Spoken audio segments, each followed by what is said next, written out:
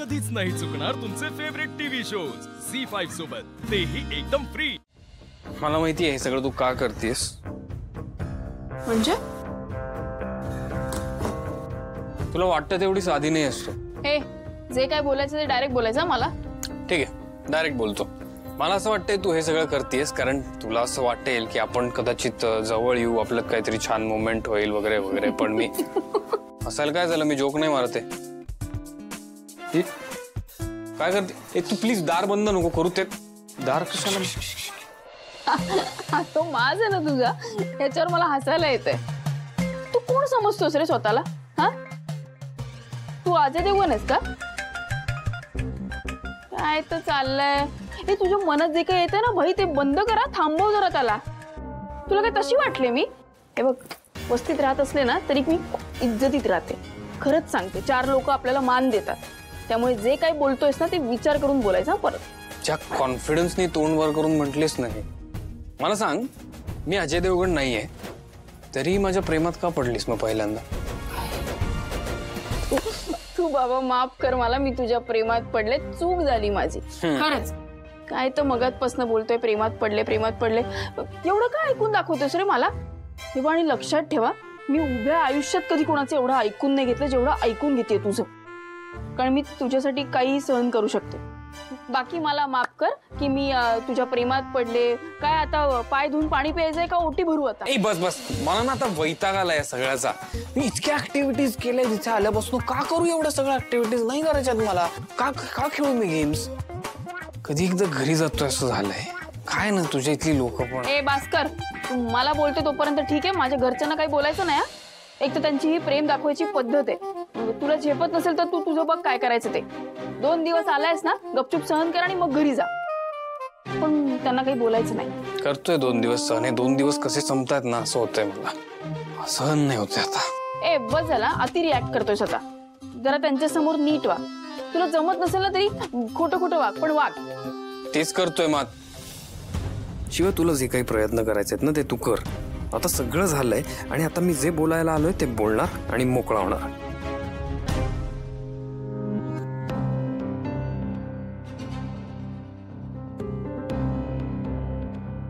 आई phone का उचलत नाहीये? एवढी बिझी कुठे झाली असेल ही? बाई आजीशी बोलत बसली असेल। हिला ना बाई आजीशी बोलताना भानच नसतं। कोणाचा आपल्याला फोन येत असेल, कोणाचं काही काम आणलं असेल।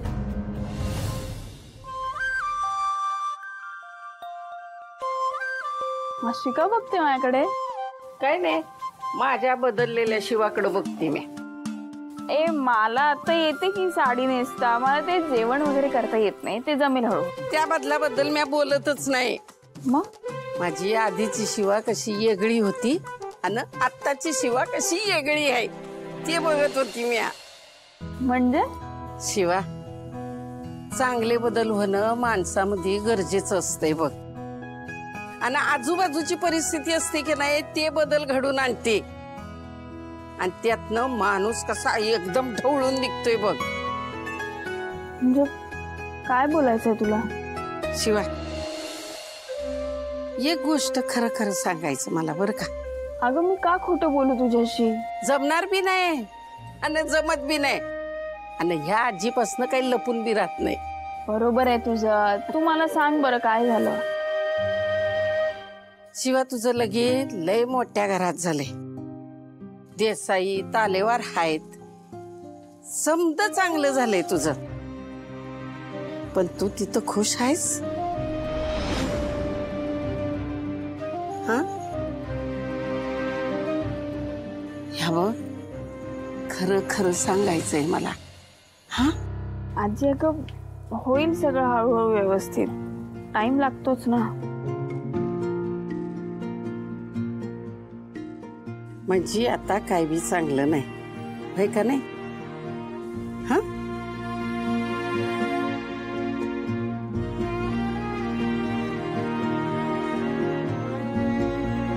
तुझं लगीन कोणत्या परिस्थितीत झालं ते आम्हाच नाही माहिती आहे, पण म्हणून काय समजा आयुष्य तडजोड करण्यात घालवायचं नसतंय ग।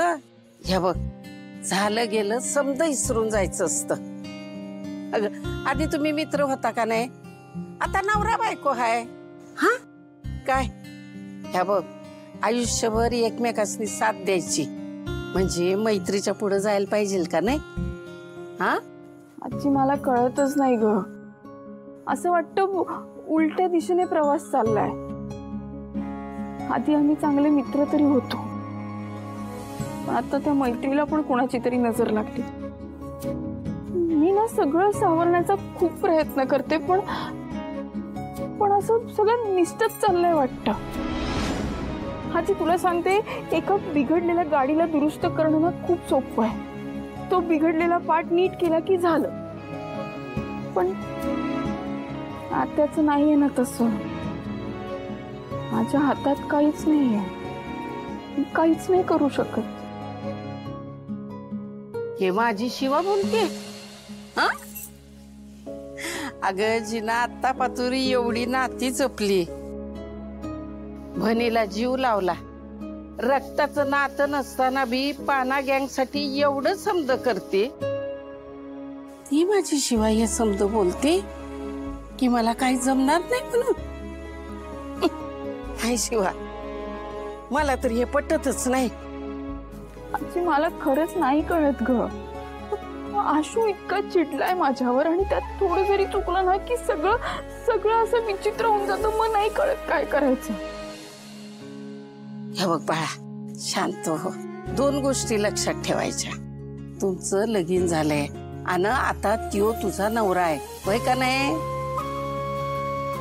आता बघ, तुझं त्याच्यावर प्रेम आहे का नाही.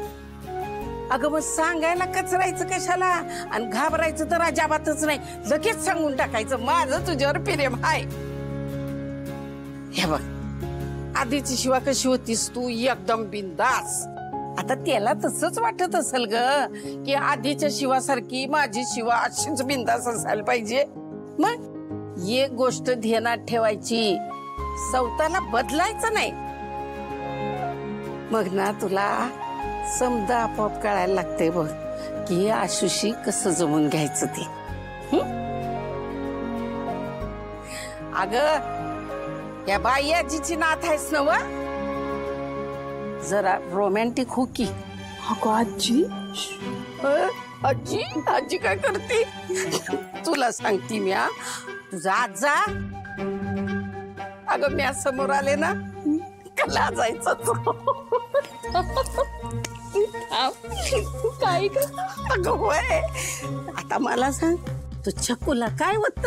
नाही काय काही नाही, असं काही नाही. काही नाही, त्याच काही नाही, ती तसंच असते. तुमच्या दोघांमधलं अंतर कमी करायचं असेल का नाही, तर तुला रोमॅन्टिक व्हायला पाहिजे काय. यार तू काय. अगं बाई काय लाजलं माझं लेकरू ते.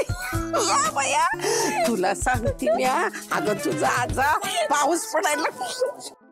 झी5 ॲप डाउनलोड करा आणि पहा सर्व एपिसोड्स एकदम फ्री.